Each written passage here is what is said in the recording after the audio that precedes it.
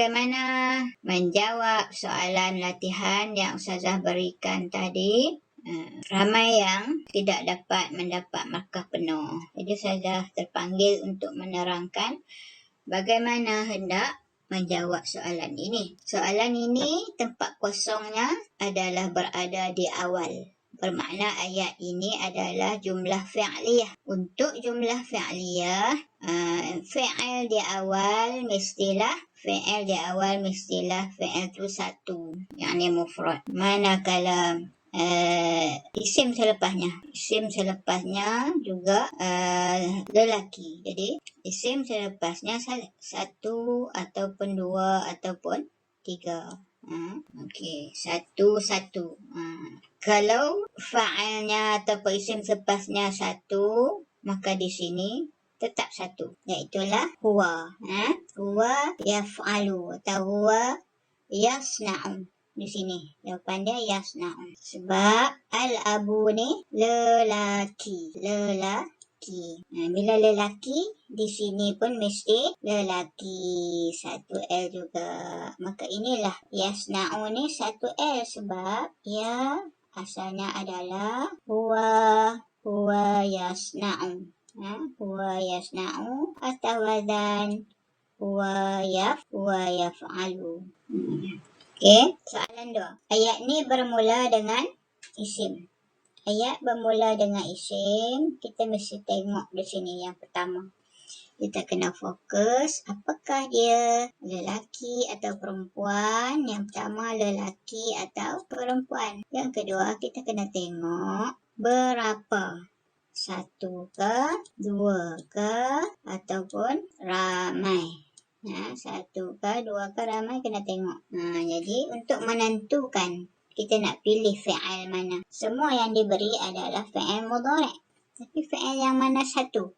Bergantung kepada mubtada' yang awal ni. Ini dipanggil mubtada' yang duduk di awal ayat ni.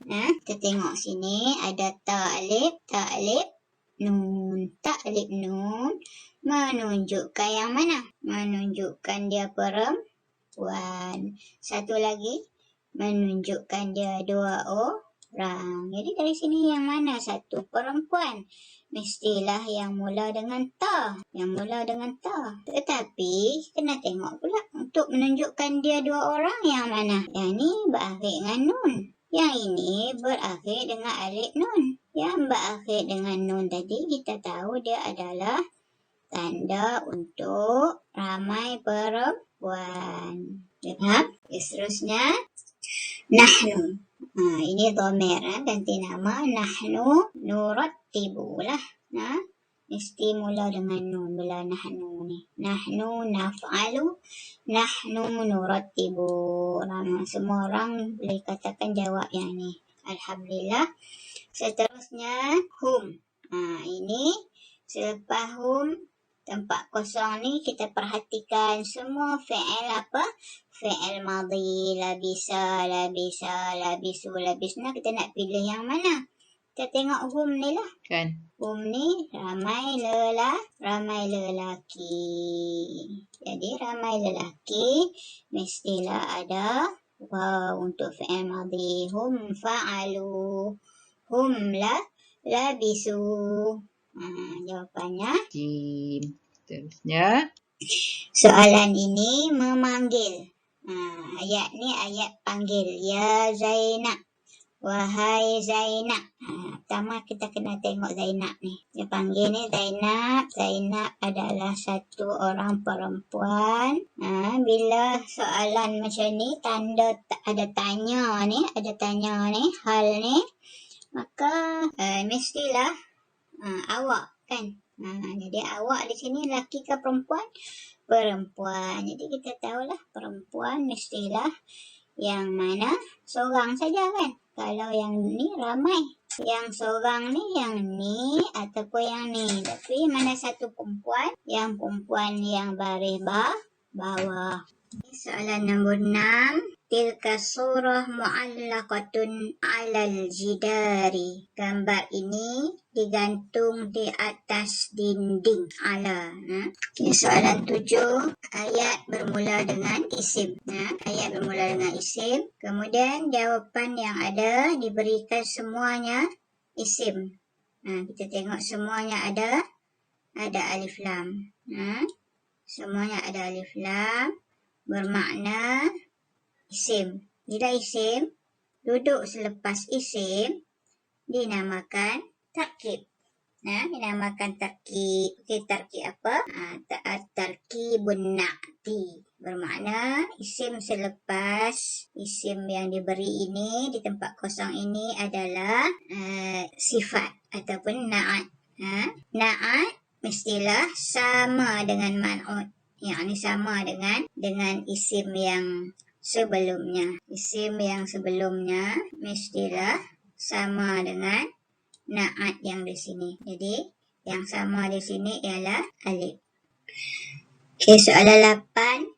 Amaluka fil mustaqbal. Cita-cita awak di masa hadapan. Jawapannya ialah apa cita-cita awak pada masa hadapan. Aina ni di mana, hal adakah, mata bilakah. Soalan 9. Al-amilu ghaiban 'anil amal. Okey, tempat kosong ni mesti diisi dengan jawapan yang di bawah ni, iaitu terdiri daripada kata nafi. Ma maksudnya tidak, la tidak, laisa pun tidak ataupun bukan, lan juga maksud dia tidak akan. Semua makna yang menafikan. Jadi yang mana satu sesuai?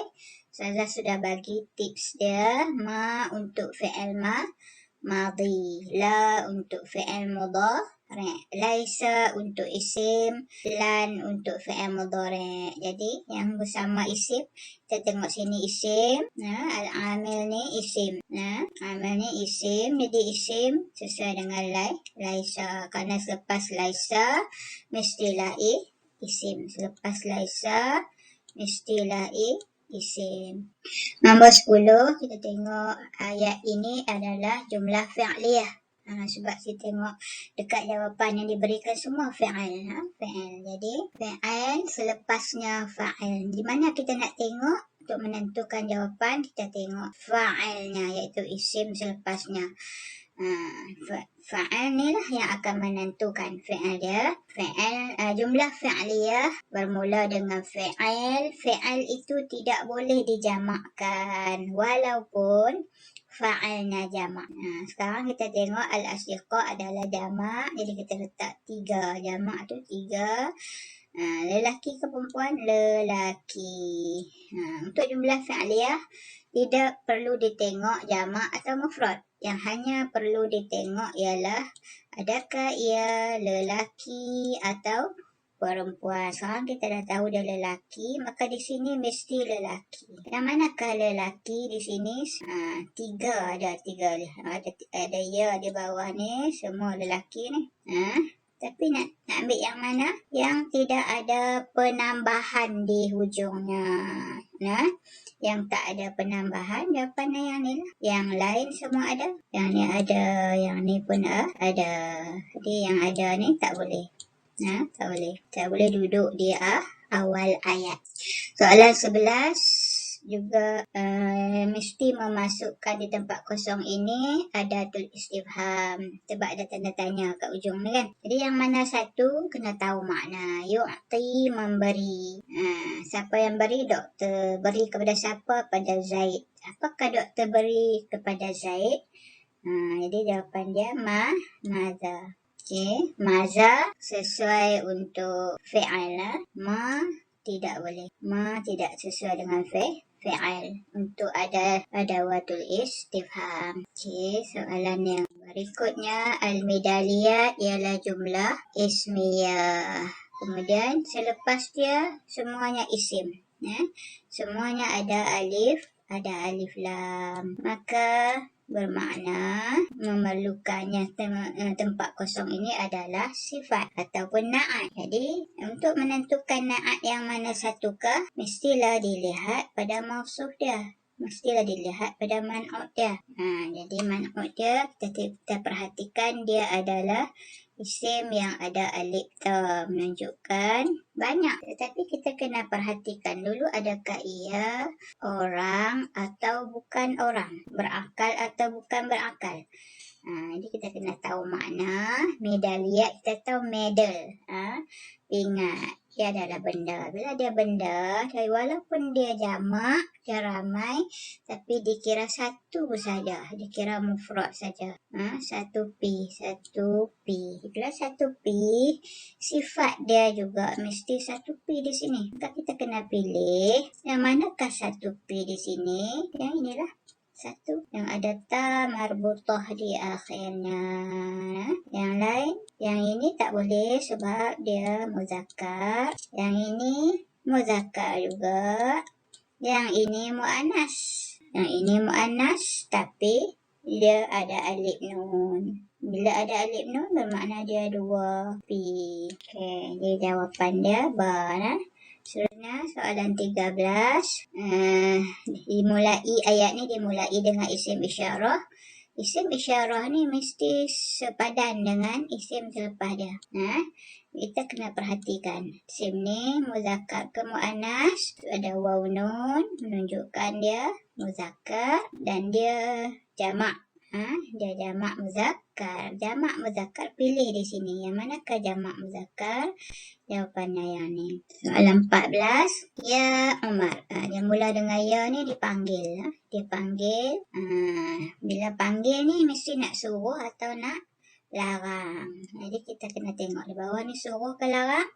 Tidak ada la bermakna suruh. Bila suruh kita kena tengok berapa orang ke yang disuruh ini. 2 orang, Umar dan Aisyah. Lelaki seorang, perempuan seorang, nak kira apa? Nak kira lelaki.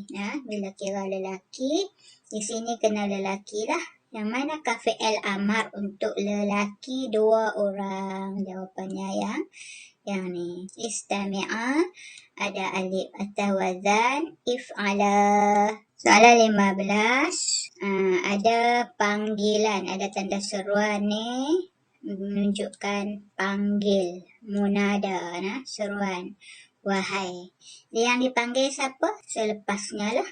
Lepas ya ni, yang dipanggil yang ni. Walaupun dia tarkib, tapi kita kena ambil isim yang pertama. Dipanggil mudhaf ni. Dipanggil mudhaf ni. Isim pertama ni berapa orang? Kita kena tengok 1 orang saja. Laki ke perempuan? Lelaki. Jadi sini fi'il amar atau fi'il nahi lah. Tapi sekarang jawapan dia semua fi'il amar. Tidak ada nahi. Maka amar yang mana? Kan? Yang sesuai dengan 1 orang lelaki, jawapan dia yang ni lah. Atau wazan if'al, anta if'al, anta ihzar. 16. Hum yaqra'una, mereka membaca. Baca apa? Baca al-majallah. Yang ni kena tahu makna.